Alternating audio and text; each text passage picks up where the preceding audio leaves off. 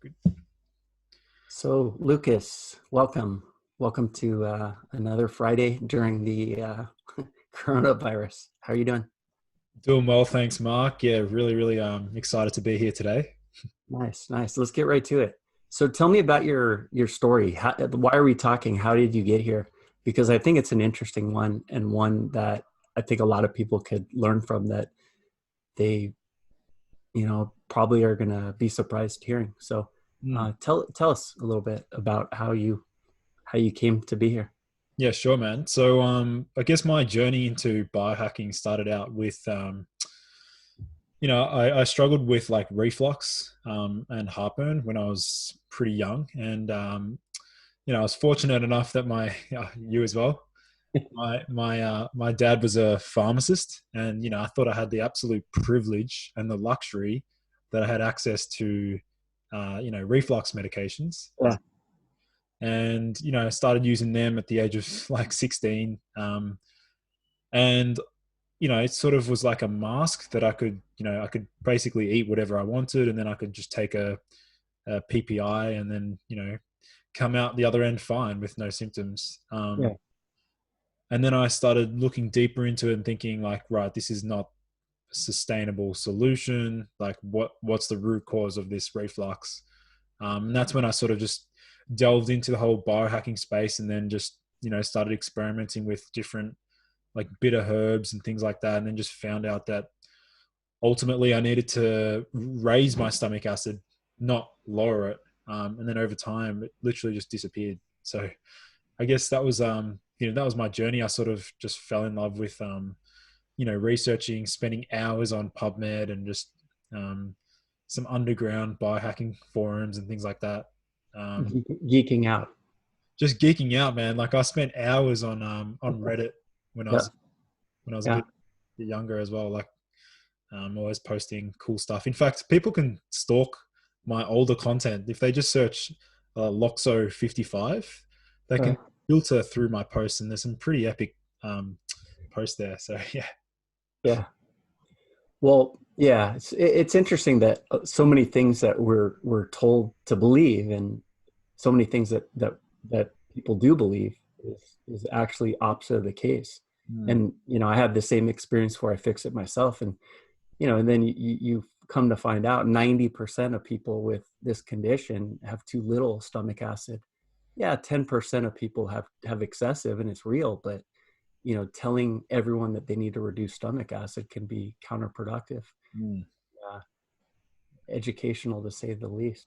mm. That said, tell us about your story with one in particular. You wrote a great article that I read and shared in my group, and I got a ton of comments, and it was surprising to me uh, just seeing how many people had that experience that you had. So tell us a little bit about going through that experience, and I think it's surprising for a lot of people. Yeah. So you're referring to the ashwagandha.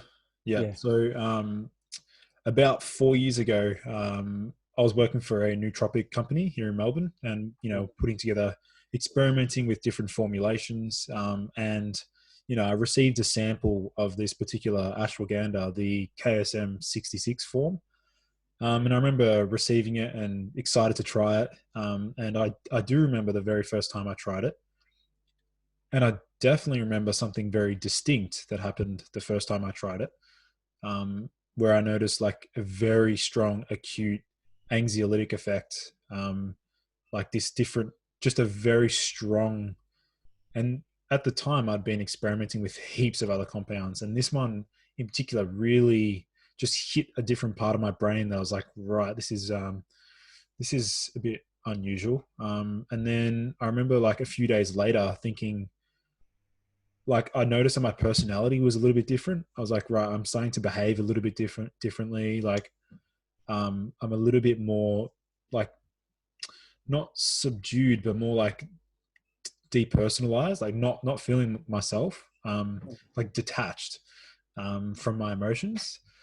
And that translated to PSSD symptoms as well. So like blunted orgasm upon ejaculation, like zero sensation down there. And I was like, right, this is yeah, this is becoming a little bit troubling and a little bit alarming. And I sort of just pushed on and thought, right, it'll just disappear. It should just go away.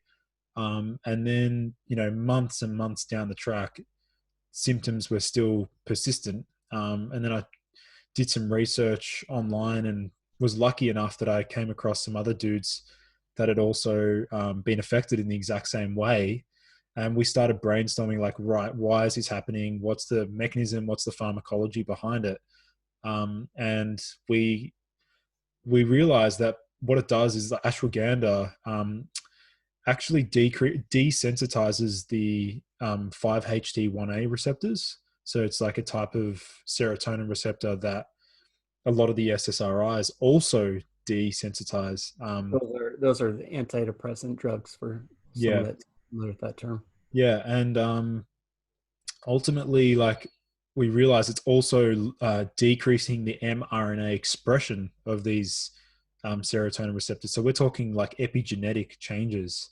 This is why it was so troubling and so concerning at the time, because I was like, shit, like, have I, done some semi-permanent, I wouldn't say damage, but alteration, like, because it didn't feel like damage. My cognition was preserved. I was fine. It was just there was an element of detachment from all aspects of my emotions, and I felt sort of apathetic.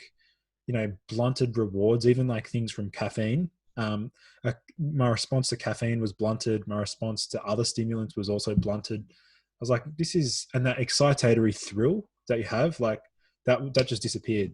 I was like, this is like, this compound has robbed me of, like, it's robbed a part of me. Yeah. And so, yeah, I posted an article on Medium, and I've been collecting data ever since then. I'm scanning Reddit. I get messages on Reddit every day of people saying they had the exact same experience. And I'm just basically just trying to vocalize it and get people to become more aware that this is a real issue. From just because it's natural doesn't necessarily mean, it's fine.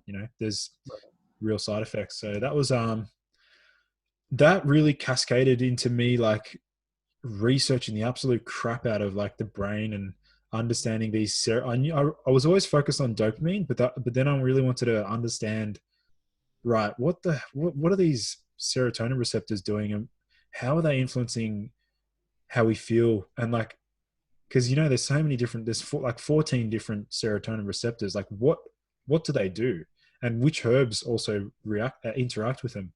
Right. Yeah. Well, I think people tend to think in absolutes. I talk about this a lot. This black or white, all or nothing. Natural versus synthetic, and it's not always that simple. There, some of these can have side effects. Just because it's not synthetic does not mean that it absolutely is side effect free. Mm. So, we have to be careful when we look at things from these complex equivalents. X means Y. No, it can and does more often than not, but that's not 100%. Mm. So, making distinctions within categories is something that, as Americans, we're terrible at, and we blanket everything. And I think your story is a telling one that you should look for interactions as well. How do you know what you're taking may or may not interact with something else? I have a story of myself. I gave myself serotonin syndrome. I got lucky, but reckless. This is when I didn't know what I was doing, and I would slap myself for doing it. But know what you're taking, and know what the dosage, and know what your interactions and potential side effects are before Yeah. you need to scramble to try to find an answer for oh shit, what's happening. Yeah. Yeah. Do the research yourself first. Right. Yeah. Right. So your background is in the exercise, sports science space, and obviously we have a weight epidemic in some countries worse than others. But let's talk about muscle and fat loss. Mm. Sure. So I guess my interest in muscle growth and fat loss sort of stemmed from, playing professional soccer. So I played, for 15 years. And back then, like I think the very first sort of like supplement that I was experimenting with was actually astaxanthin. You familiar with? Oh yeah, of course. I love krill. It's one of my top, top, Yeah. top. Yeah. Yeah. And I noticed that, when I first started loading astaxanthin, I think it was 4 milligrams. I always had it with like a fatty meal before training. And it was without a doubt impacting my endurance. Like I had definite better endurance on the soccer field. My running time to exhaustion was improved. Um, I just felt, yeah, like general, not a stimulant sort of effect. I just felt like metabolically I was more efficient, Yeah. and also less out of breath as well. I felt like it was helping with like breathing capacity, and whether or not that's just due to its potent antioxidant effect, which I think it may have just been. Um, yeah, that really sparked my interest. I was like, right, this compound's cool. What else is out there? And that's where like I just went down the rabbit hole and started looking into different compounds, experimenting with different compounds. I fell in love with Elcar as well back then. I really respond Can you say it?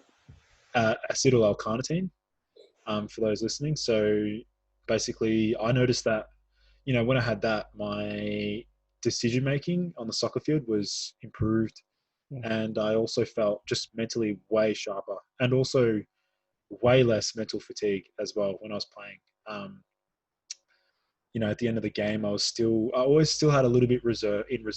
Like I always had a little bit left in the tank. So yeah, really enjoyed using those compounds. And then I just, yeah, delved into like more and more into like peptides, research chemicals, and also nootropics as well. So yeah, I was always interested in like how can we infuse nootropics to improve sports performance? And that's where I started looking into like pre-workouts. I started making like an Excel sheet of like all the different ingredients out there, like literally thousands. I was just like, and just jotting down like what they do, how they work. So what they do, evidence, mechanism of action. Um, but then, that's all theory. So that's all theory. But then the other side to that was like, right, this is what it looks like on paper. My turn to experiment. Like I needed to try it. I know we spoke about got to do your research first, Yeah. which I do, but I always wanted to experience the compound because it's different when you read something on paper to actually experiencing it. Because then your memory consolidation is stronger when you do something, right? Um, Sure. the more senses involved, is it like more like auditory, kinesthetic? Um, the more senses involved in an experience, the stronger the learning effect is as well. So yeah, I got pretty fascinated into like peptides, and one in particular was life changing as well. BPC 157. You familiar with that one? I'm on it right now. I just had surgery. Yeah. Yeah, yeah. Well, that particular compound healed my torn meniscus in 2 weeks. Yeah. Symptom free completely. Didn't have to have surgery. Um, and that was through oral consumption as well. That wasn't even injection. And at the same time, What dose? Because I mean, of anything in the whole peptide specific space, I've never seen such a range and a lack of certainty across the board. What dose were you using? I think I was hovering between 200 micrograms to 250 micrograms That's it. Wow. orally. But I had that twice a day, so morning and night. And I remember, dude, the first time I tried it, that I think it was that night I slept. I tracked my sleep on my Oura ring. It was the very first time I seen my deep sleep go past 3 hours. It was 3 hours and 12 minutes, and I was Yeah. like, "This is remarkable." And I remember waking up the next day, going to university, feeling super clear-headed. Like it's like somebody's just gone and cleaned out all the cobwebs. Yeah, it seems to other than just injuries, it seems to have for people. But I haven't experienced this myself, but it seems to have repair for dopamine and GABA, Yeah, and it seems to repair those two pathways yeah, above and beyond really anything else. So, yeah, and also there's a study in mice where it protected against serotonin syndrome as well, which right, um, but it also interacts. I mean, I don't know the pathways too well, but it interacts with the nitric oxide system in the brain as well. Because nitric oxide is, yeah, we talk about it from a blood flow perspective and blood pressure, which you and I know very well. But endothelial versus INOS and yes, NOS, and you're absolutely right, and it's yeah, yeah, exactly. And yeah, there's a lot of compounds that a lot of botanicals like cinnamon, for example, alters inos, and but the healthy one that we want to preserve and support is enos, yeah, yeah. endothelial, yeah, Yeah. Well, as far as I know, and I haven't been able to find anything, and I think this is a really interesting topic, or at least supplement, is agmatine. It blocks NOS and INOS. So you're blocking basically your inflammatory and your glutamate, yeah, um, excessive glutamate, which basically means your neurotoxicity.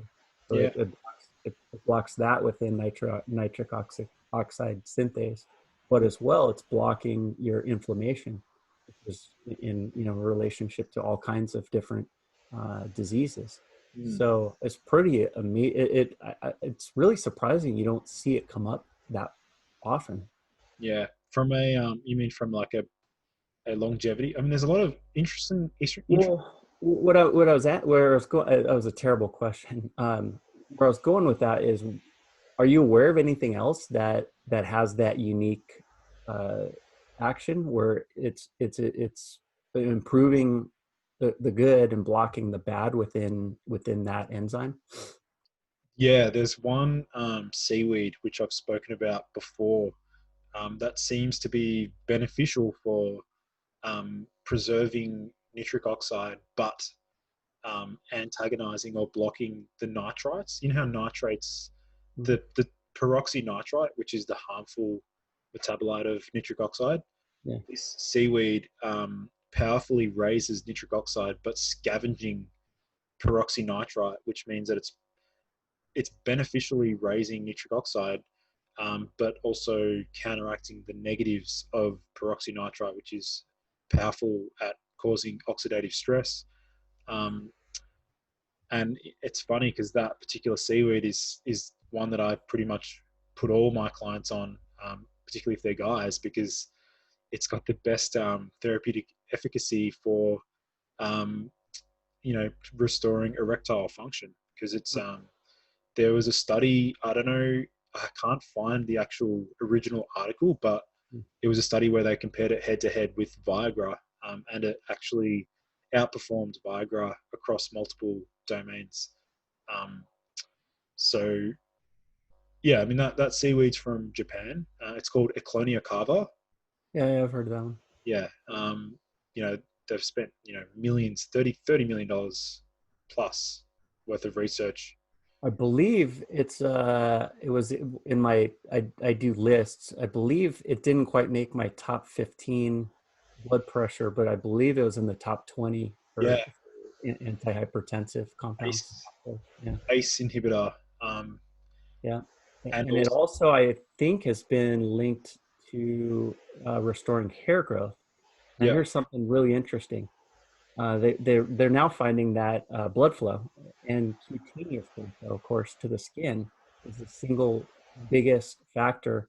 Obviously, men have something else going on, but women, and you're seeing this right now, a huge explosion in women that are experiencing hair loss. Well, that compound in particular, I believe, unless I'm mistaken, but I don't think I am. Uh, that one has a study actually, which is pretty unique because there's not that much that shows it. So I suspect the takeaway here is too much nitric oxide. In other words, INOS, N, NNOS is inflammatory and blocks obviously blood flow to to the hair and skin.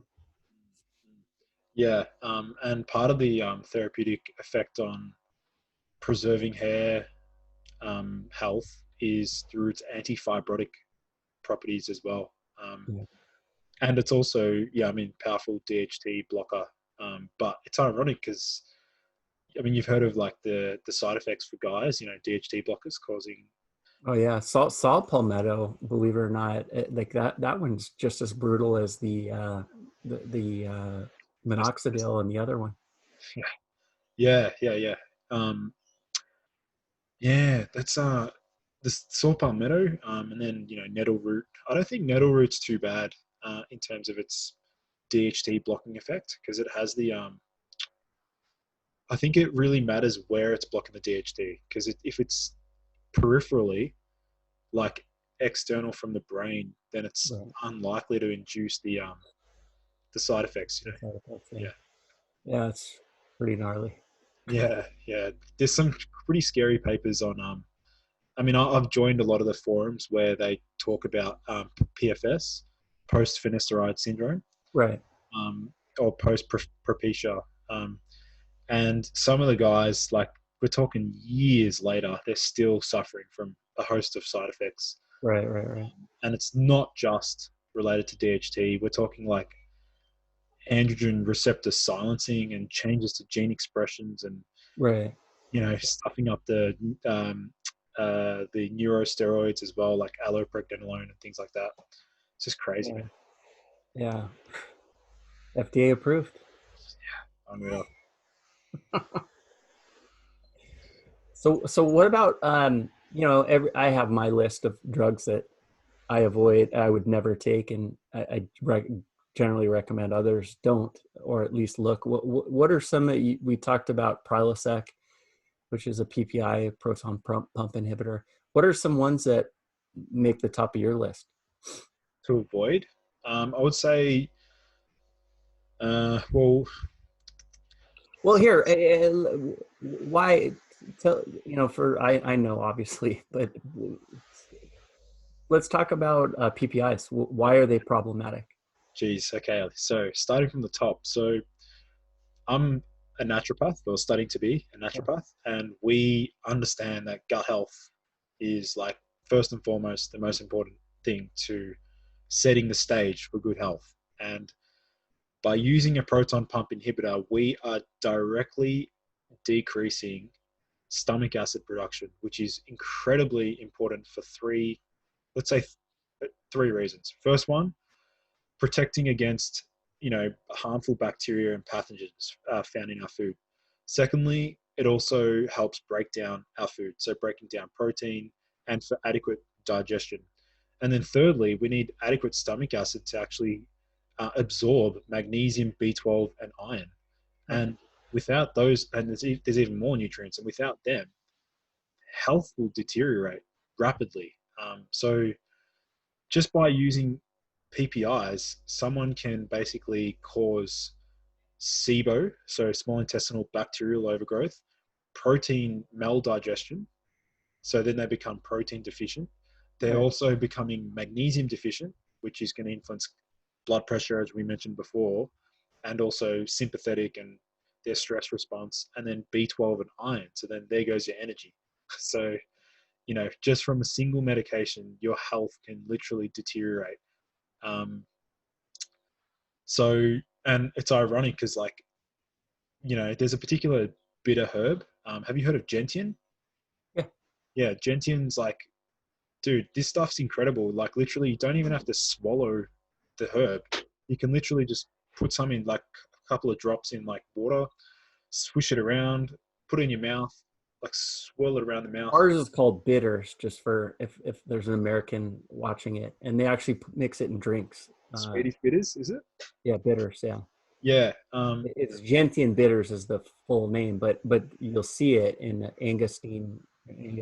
Angostura, which is where it comes from in the Yeah. Caribbean. bitters. And I think what you're talking about, in my opinion, I think it could benefit anyone Mm. except for someone that has excessive which is rare, excessive stomach acid issues. Yeah, yeah, and I mean that herb, um, even like I said, even without swallowing the actual liquid, you can still get the benefit for reducing reflux just by getting it to expose to the back of your tongue.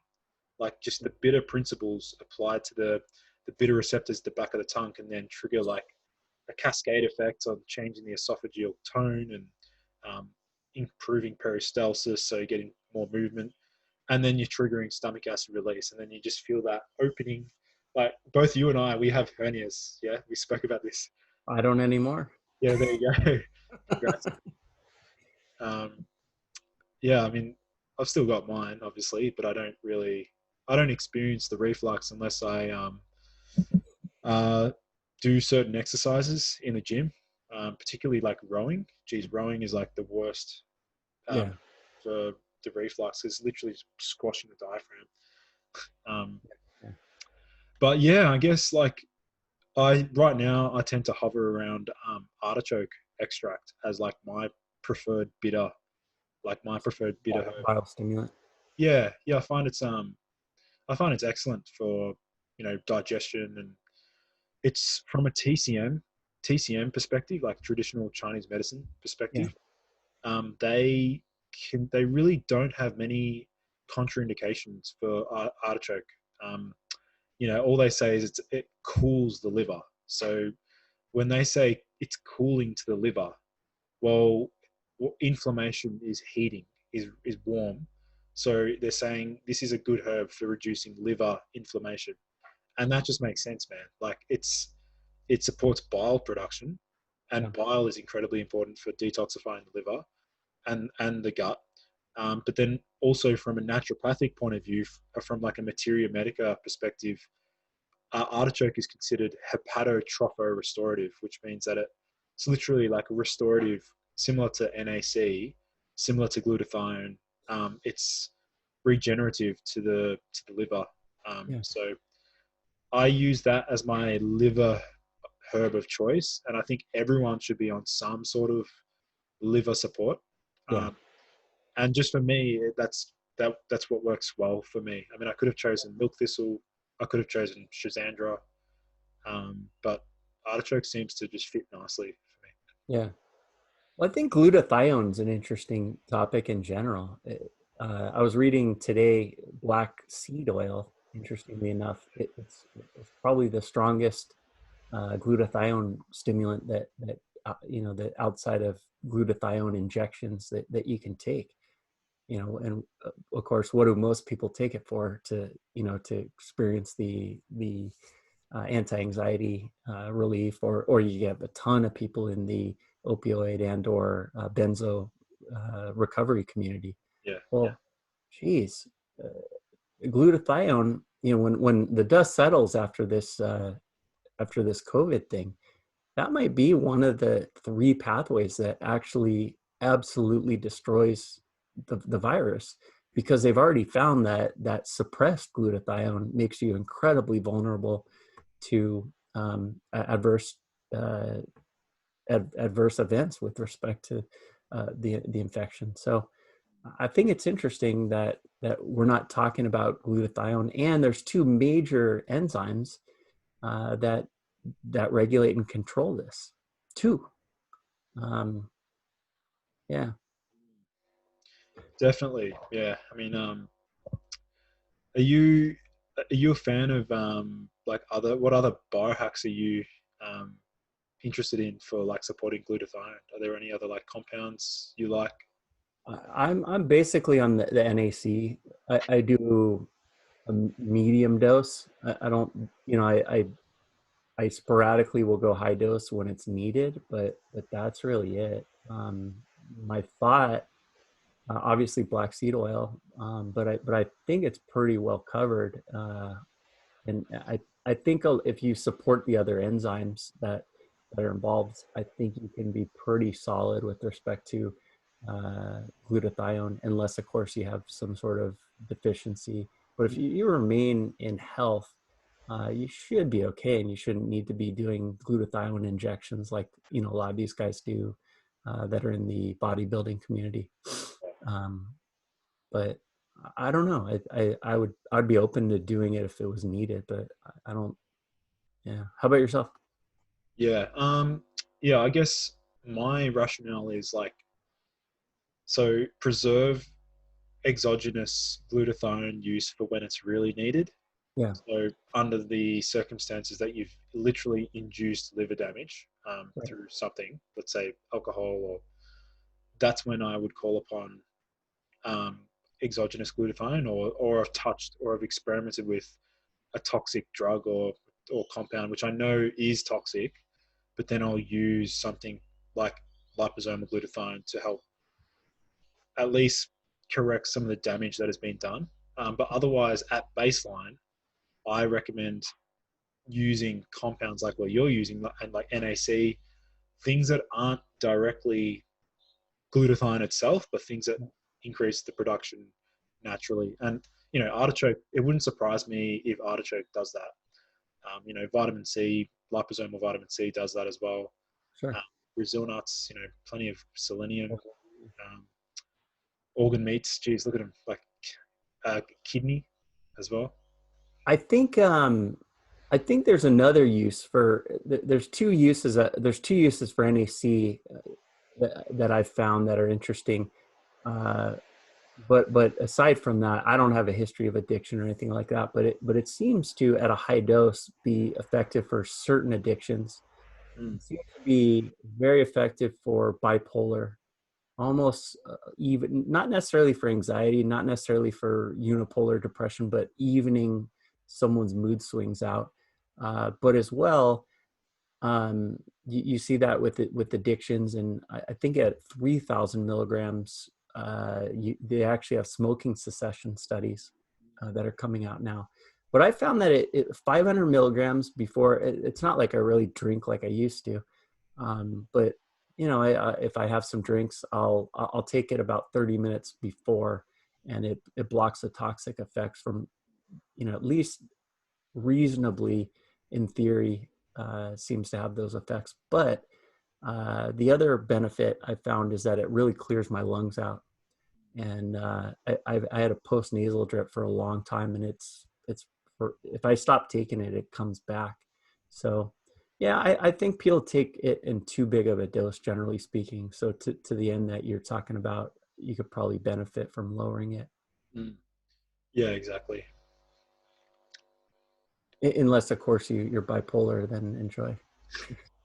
Well, actually, one compound, now that you bring up bipolar, uh, Yes. had a very positive experience with uridine monophosphate. Yeah. Um, that was probably like one of the earlier compounds that I experimented with, probably around the age of 18, I think.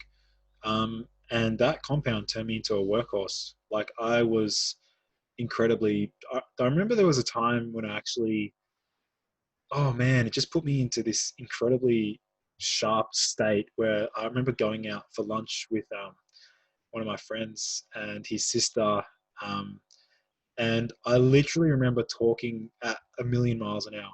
And like, I just remember feeling so switched on that, I could just, it's almost like I could predict what the other, it was unreal. It's like I felt like I could predict what the other person was going to say and finish their sentence before they even started their sentence. Like, it was phenomenal back then. I Almost haven't give had, reading you the cue cards. yeah, I haven't had the same experience. I don't really need to use uridine anymore at all because like I feel like it's sort of left my brain in a state where it's done its job. Like it's sort of with the D2 receptor density, I feel like it's sort of left me in like a permanently enhanced state, um, and that's what I like about certain nootropics is like how can you use them for a few weeks or whatever, and then get off them and still get the benefits, like still linger. Yeah. So yeah, uridine was yeah. because I mean, the reason why I brought it up is because there's a pretty impressive study where they were using that to treat bipolar, and it's just mood stabilizing from my experience. Yeah. Right, right, right. Mm. So one thing I think, just hit the rewind button. People are probably thinking, there's a lot of people that take ashwagandha or anything else that we could talk about that someone has an adverse, or many people have an adverse reaction to, and someone's saying, well, and this is what you always see this is, someone will say, I'm having, it's the best thing I've ever taken, and I'm doing blah blah blah blah blah, which might absolutely be true, and it probably is. uh Again, it seems that people want to say that, well, just because it happened to you, it didn't happen to me. Well, yes, we agree. So what why do you think people compartmentalize in that way when they look at things, and someone, you'll have someone that says something, and then that they'll say, oh, well, I don't want that to happen to me. Well, first of all, there's a whole bunch of things that a bunch of unknowns that you do or don't know. So why do you think people like have that jump to conclusion sort of mindset when sorting and filtering over nootropics and supplements? It's a really good question, and I think it comes back to just the reductionist mentality that we have. Like, instead of filtering through all of the material, we like to attach onto something that's like the immediate thing. Like, we jump onto it, and we can just relate to something when it's more like intensified, or like very like 100%. Um, yeah, it's an interesting phenomenon. Um, that the way the mind works in that regard, like, we'd like to fixate. It's like a defined bias, yeah, and then we like filter out all the information that's not supporting our opinion and focus on that, and then we'll select and hone in. I mean, I'm accountable for doing this. Like, I've done this many times, with my own research, and over time, what's actually happened is I've done a complete 180 degrees. Like, I've literally gone from this is good to then now this is shit, or this is like really bad, or like Right. something really bad. And then 1 year later, I come back to it, readdress it, and look at it in a different perspective, and like, wow, this has got potential. Like, Right, right. it's happened to me that many times. And my older brother, he's like, man, you always change your mind. Like, I'm like, well, in my opinion, that's the sign of a good scientist, because a good scientist will always challenge his current opinion on something, Right. right? You're always challenging what you believe, because then without doing that, you'll be stuck and you're not open. So I guess, like, I'm not sure if that's like just my personality type, where I'm very open-minded, and like I really want to experiment like beyond just what is now. Um, yeah, I guess that's just like, it's just how I am. Like, I'm always critiquing. It's all like, it's not really fault finding, but I guess it's just like, I'm always like reevaluating things, and like, how can it be better? How can it be better? Right, right. Almost like a dopamine dominant state. Hey. Yeah, I think it seems that we don't want to, it seems that we don't want to be open to the possibility that we might be wrong about our previous conclusions, because it feels like we're going backwards, when in reality the opposite might be true. Yeah, there's I remember having this discussion. It was like a community. It was called like the Less Wrong community. Because we have to label everything, right? Yeah, yeah. And what is it about us, like, as humans, we to not be wrong, or to always be right? It's just like, yeah, it's ego driven, right? It's just all ego. Yeah. Yeah, Yeah. yeah, it's interesting. And the reality of the ego is it's a beast. It's a troll. It's a tyrant, and we all have one. And it's necessary though. It's Oh there. yeah, keeps you alive. Yeah, yeah, yeah. But and I think we can do better, and we can always improve. But short of being grown, short of being raised with wolves and not learning a language, whatever language you speak, it's impossible not to develop an ego because it's it arises out of the development of language, the development and learning of language. Yeah.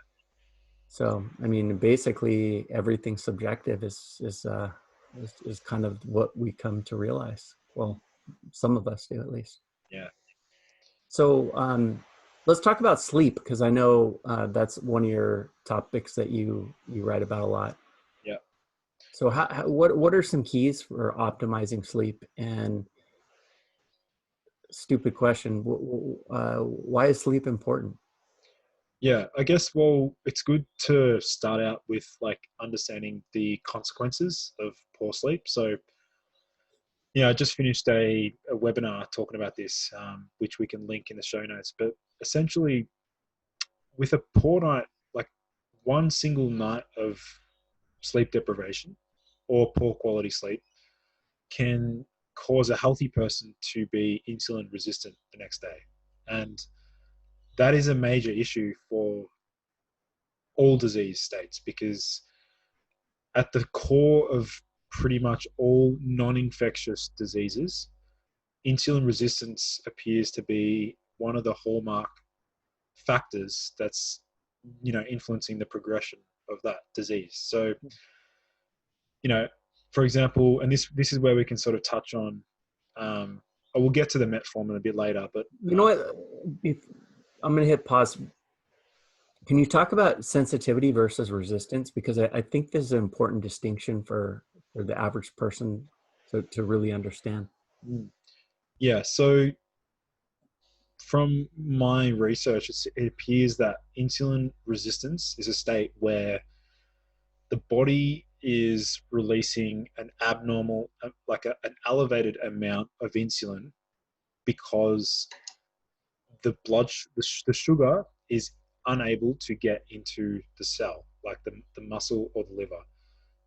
And that's causing an increase. Insulin's like the key that unlocks the lock to allow sugar to get into the cell. So in an insulin resistant state, the locks, it's more difficult for the body requires more and more insulin to actually get sugar into the cell to lower the blood sugar. Whereas somebody who's very insulin sensitive will have they'll have a very easy time or they're more efficient at channeling sugar out of the bloodstream and into the muscle and the liver, um, or other organs as well, not just the muscle and the liver, but other organs for ATP synthesis. So I mean, there's many symptoms of insulin resistance. I think the number one thing would be fatigue, like just poor energy, or Yeah. feeling hungry 2 to 3 hours after a high carb meal, or they can have magnesium deficiency as well, because we know that high insulin can strip the body of essential minerals and vitamins. And so, yeah, going back to the sleep aspect, so one poor night's sleep, like let's say 6 hours or 5 to 6 hours of sleep, well, that's already going to raise your cortisol the next morning. So you're going to have a higher cortisol, awakening response. You're going to have increased blood sugar levels as well, and your ability to shuttle sugar is compromised. So that's only one aspect of how sleep can be detriment. Like poor quality sleep can affect our um, blood sugar and insulin. But we know that poor sleep is linked to cardiovascular disease as well, and risk for cancers as well. So and it's funny you mentioned earlier melatonin. Um, how melatonin's potent anti-cancer um, supplement, and you know when do we Amongst other things. yeah, well, they, and for activating the antioxidant pathways, glutathione, detoxifying fluoride from the pineal gland, so many beneficial effects. So I guess for the everyday person, I think the number one thing that they can do right now is just to optimize their light in their environment. So first thing in the morning, if you can, try and get some bright light exposure, preferably from the sun. Um, Within 30 minutes of, if you wake up before the sun rises, then get a light box or get something bright. How many minutes would you say? Because I'm sure that someone's thinking that. Well, the body, it just needs, 5 to 10 minutes in the morning. It won't need much. It would actually be an instant, like for the circadian rhythm entrainment, the you wouldn't need much.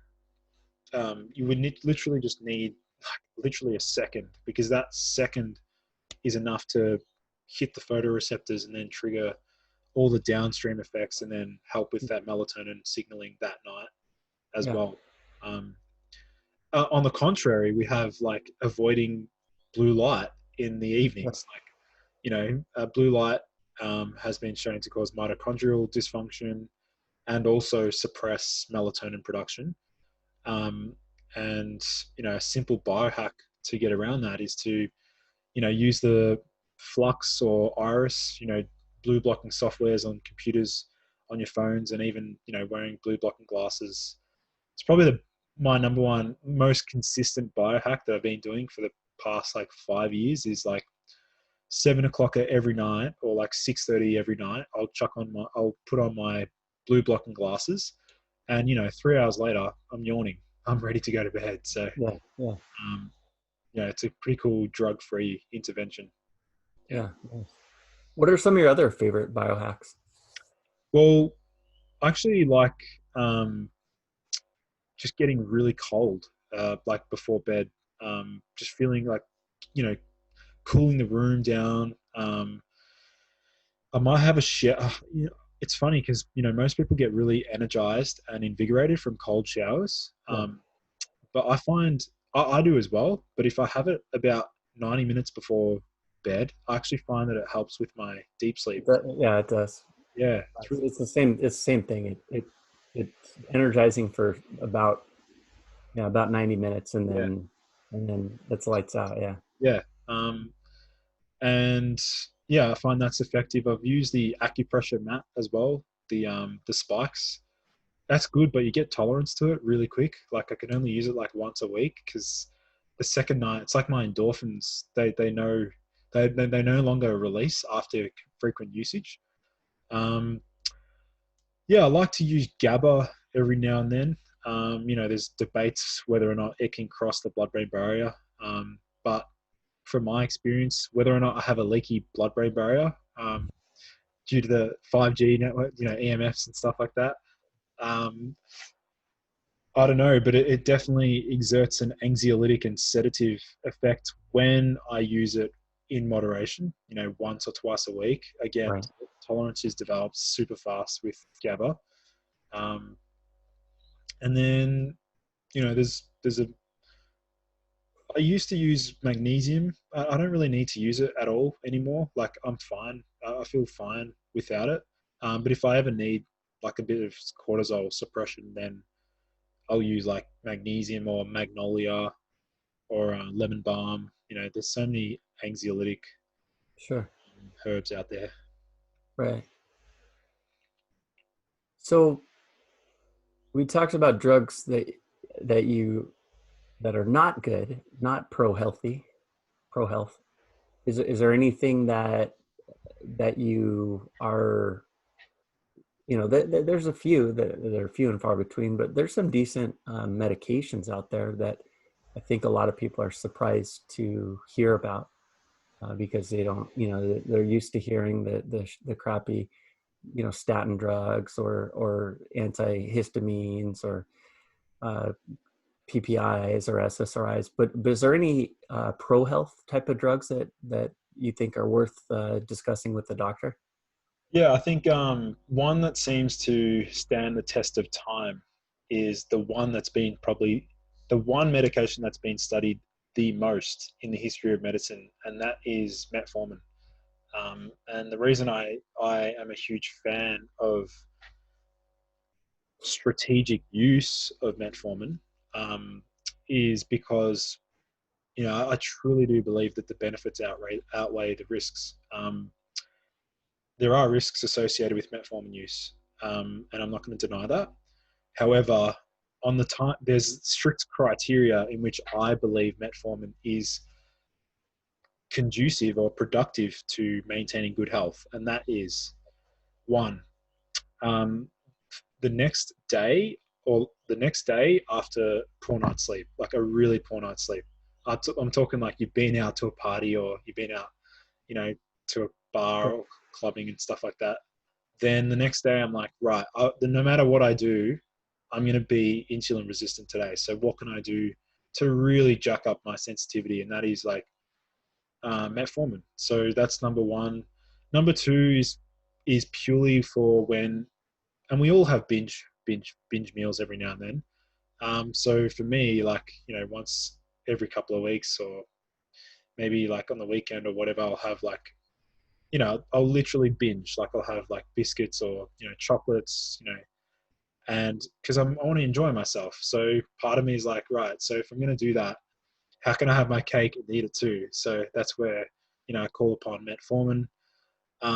And the other time is when I cannot train. So I'll use metformin on days that I can't train. So Right. on rest days, because there's no need. If I'm I'm pretty much training daily right now, but like, I'll have a rest day every now and then, like, Sure. and so metformin's best to use on rest days as well, because it's going to stimulate AMPK, and it also, what I've found for, Can you explain AMPK? yeah, so we've got AMPK and mTOR. So these are two metabolic regulators, and AMPK is directly involved in setting like cellular energy status. So anything that activates AMPK is going to switch on the genes that reduce insulin resistance and also promote glucose oxidation. Um, and also, the best way to think of AMPK is to think of fasting. So fasting is probably the most powerful way to stimulate AMPK. Um, and it's ironic because metformin in and of itself, I call that fasting in a tablet, because what I also find is when I take metformin, it makes fasting so much easier, because the other thing about that is not many people know the effects in the brain, but metformin can reduce neuropeptide Y and also alter like neuronal neurochemistry to really suppress appetite signaling and reduce hedonic eating as well. And so when I take metformin, it just makes it so much easier to fast. I could fast for 18 hours without looking like thinking of food. So I Yeah. find that's quite effective for that. And the other benefit for me personally is that metformin does what licorice does.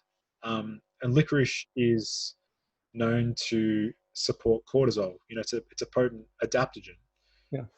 And it's an adaptogen because it increases the conversion of cortisone to cortisol. Like it has a sparing effect on cortisol.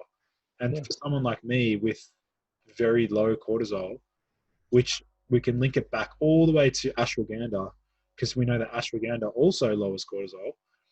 And any sort of compound that lowers cortisol for me makes me feel worse. Right. And I mean, I've had Dutch tests performed and, testing and things like that. The good part about metformin is that it mimics licorice because it actually helps the body regenerate cortisol. And so people are like, what? An anti-diabetic medication that increases cortisol? Like, how does that work? Yeah. Yeah. For me, that's good. I mean, because the way I can tell, man, is because like when I take metformin, um, I notice that my morning cortisol awakening response is stronger. Like I can, when you wake up and you need that cortisol burst to get you out of bed. When I use metformin, I notice that in the morning, it's way easier to get out of bed. I feel more energized when I get out of bed when I take metformin. Yeah, yeah. Nice. Yeah. So, closing thoughts. What is one thing that you see, and we're in a lot of nootropic communities together. What is one thing that you see that you think could benefit the average person that is into health optimization, whether it's optimizing their health or their brain function, mood, uh, overall and in general? What do you think is one thing that these guys should at least consider adopting as part of their overall strategy? I like that question. I would start with something extremely simple and really like simple, but big bang for buck. Like I'm talking like significant changes. For me, it would be like getting your steps in, like get just any like low intensity walks, just even walking, first thing in the morning, if you can get up and do some sort of movement, even if it's on the bike or just something, just get moving, because that really will. I mean, we can go into the neurophysiological response, but to it, but we'll keep it simple. It's just the body is designed to move, and um, I think the morning, like walking, is maybe after meals, you can do beneficial effects from that. Just in general, like for boosting overall health, get your steps in. It's that simple. Get 10,000 steps. Do you cringe and when you see these guys that they and it's the same guy and he's asked about 17,000 different substances and and what his activity looks like and yeah, I'm hopefully one of these will work and maybe one will, but it's like I mean, I don't know what kind of I'm at a loss for a metaphor, but it's just talk about shortchanging yourself. Just Yeah, yeah. Well, they're the guys that they don't want to do the work. right. But then it's like, well, is it that they're lazy, or is it that they don't have the dopamine to do the work? Or a combination of both. Or yeah, like I think a third also is that they don't believe it's the magic pill theory. mm, mm, So I'm gonna let's go spend 8 hours tonight trying to find the next whatever it is, and yeah, I mean, I for someone that lived for many years being uh, horribly depressed and overcoming it. I mean, I know I have like 3 or 4 buttons. I can bring back every single symptom in 3 days. I need to stop doing a few to literally 3 or 4 things, and I tell this to people, and it's like I don't think they believe me. And yeah, the supplements are important, and the diet's important. Most of these guys aren't on diets, but there's 4 markers here, and the supplements are only one of them. So even if you nail that, you're still well shortchanged. so true, man. So true. So all right, well, I think that's a good point to cut it. It's Friday. I'm about ready to go for my walk, and I guess it's summer there. You're wearing a long sleeve shirt.